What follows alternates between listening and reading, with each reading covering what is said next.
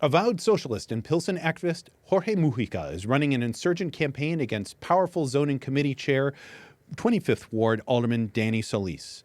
I'm Mike Fouché, publisher of Aldertrack, and this is our Meet a Chicago Candidate series. So tell me, Jorge, why did you decide to run for alderman?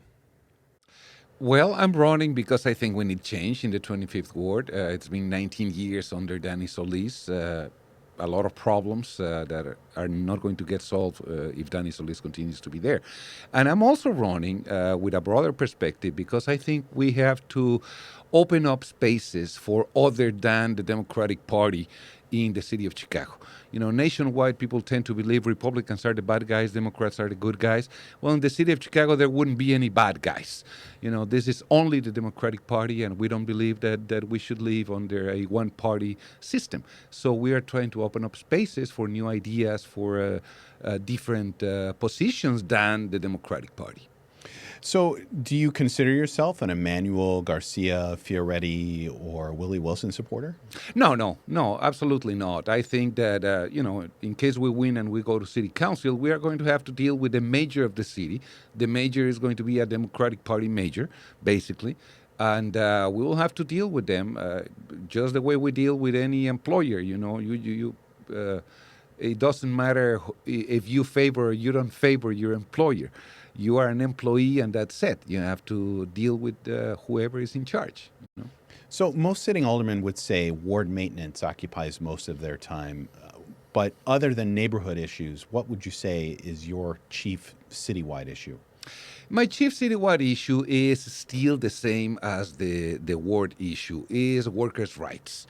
The city of Chicago cannot rule on labor whatsoever. So what we miss in the city of Chicago is agencies and entities that protect workers and workers' rights. We have to go to the state of Illinois or we have to go to the federal government in order to enforce workers' rights.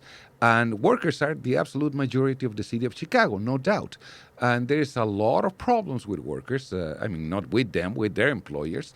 And that's exactly one of the most important things we are trying to do, to put workers in the center of the agenda, both with the problems in their workplace and with the problems derived from being a worker and a low-income worker.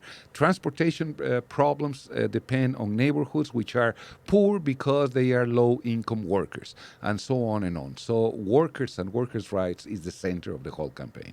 So you say that Chicago's tax system shouldn't be concentrated on taxing consumers. It should be concentrated on taxing producers. Absolutely, yes. How would that work? Well, it's got to do with the rate of profits you get. I mean, what's the decent rate of profits? You set up a company, and what do you expect to win? 10%, 6%, 9%, 20%, 40%? Well, you know what? I have news for you. Instead of 20% margin, you're going to make only 15% because you have to pay a lot more for what you're making than your workers who barely get enough money because you don't pay them enough. They are barely making enough money to pay the rent and to pay the gas to go to work. So I don't favor taxing consumers. I favor taxing the guys who have the big profits. So does that include things like property taxes that should be thrown away too?